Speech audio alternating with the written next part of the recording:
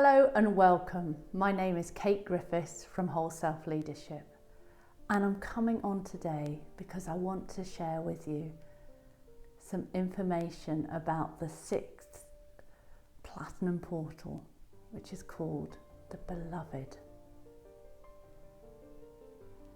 So what do you get when you connect to those words? And let me help you by showing you the bottle. How do you feel about those colours? What is evoked for you? Take it all in because it's all information. I was really surprised. I was preparing for my Stillness is Your Access Point to Your Essence session this afternoon. And it came strongly to me that I needed to talk about the power of the word. And as I was laying out the bottles to explore that, I was drawn to this bottle, which I'm going to show you in a minute, which, as you can see, is very similar to the Beloved bottle. It just has the colours the other way round. So how do you feel about that one? This is a special that I had made up. And there were 5 bottles in my lineup, and I posted it on LinkedIn and Instagram. And loads of people consistently said, I really like the red and aqua bottle, which is how they saw it. The fact that it's actually sort of rose, pink, magenta, it doesn't matter because it's what you see yourself, how you connect to the bottle. And then I had this epiphany. I'd missed out a bottle. We needed the Beloved bottle, which I showed you to start with. Because when we come from a place of unconditional love, that informs how we speak to one another, how we see one another, how we vibrate, the frequency we're coming from. It's all encompassing.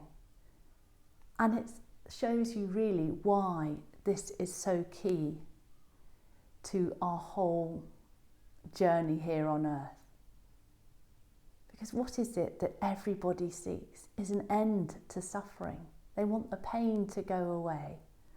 And what I love, I've recently been studying the Gene Keys by Richard Rudd.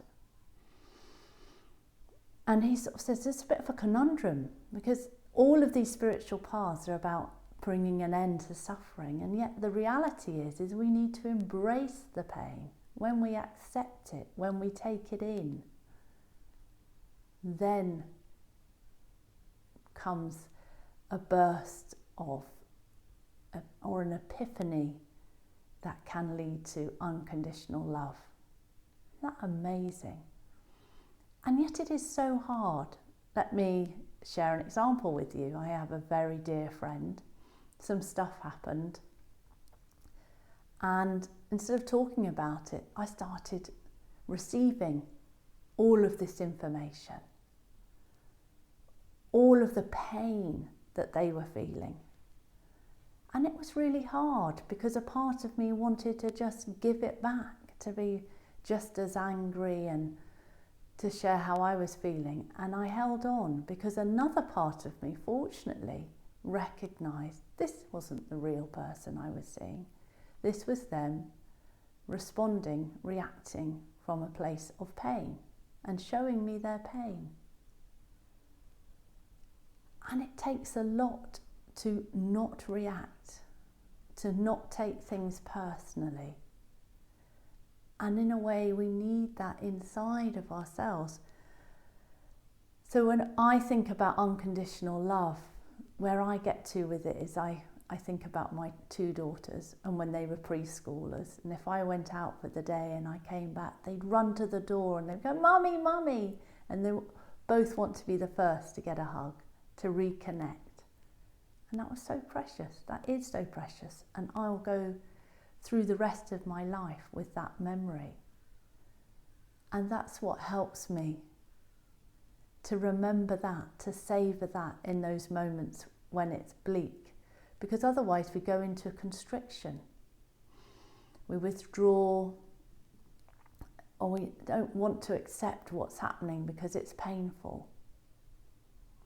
And this is why, when we look at these colours that I showed you earlier, the colours of the beloved bottle, we talk about mastery, because it really is that ability to be with whatever shows up and to love it all the same. As the song goes, all of me loves all of you. And imagine if we were all able to do that, because we recognised that pain and suffering was merely the path that was leading us to our heart of hearts. Just imagine what the world would be like then. So that's my invitation to you, to really connect to these colours and to have that shift.